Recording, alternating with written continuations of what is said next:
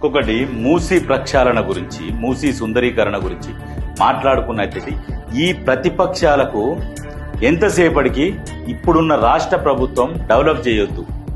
Develop చేస్తే ఆ ప్రభుత్వానికి పేరు వస్తుంది, రేవంత్ రెడ్డికి మంచి పేరు వస్తుంది, మళ్ళా వాళ్ళకి ప్రజలు పట్టం కడతారనే ఒక భయం జొరబడి ఇప్పుడు ఈ మూసీ సుందరీకరణ అడ్డుకుంటున్నారు. మూసీ సుందరీకరణ చేస్తే వచ్చిన నష్టమేంది? ఒక 5 పైసల వంతు నష్టం జరిగితే 95% లాభం జరుగుతుంది. ఎందుకు చెప్తున్నామంటే ఇప్పుడు ఇట్లా ఉన్నాయి, ఇగో ఇంట్లో కెమికల్స్, ఇగో ఇట్లా ఈ కెమికల్స్ కలిసి వాసన వస్తుంటే దోమలు, హైదరాబాద్ నగరవాసులకేమో మూసి దోమల బెడద, మీకేమో ఏసీ రాజకీయ నాయకులు, దీన్ని వ్యతిరేకించేటోళ్ళేమో ఏసీలలో అంటారు. ఇక్కడ మూసి పరివాహక ప్రాంతాలలో చుట్టూ ఉన్నోళ్ళేమో దోమల బాధకు ఆ వాసనకేమో వాళ్ళు మూలిగి తావాలి. దానివల్ల ఏం లాభం జరుగుతుంది?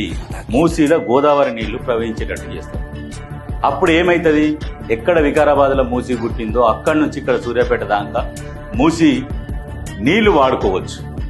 ఇప్పుడు దానివల్ల ఆ మూసీ నీళ్లతోని పండిన పంటలు ఏవైతున్నాయో అవి తింటే కూడా మోకాళ్ళ నొప్పులు, ఆరోగ్య సమస్యలు వస్తున్నాయి. అది ఎవరికి గమనిస్తలేరు.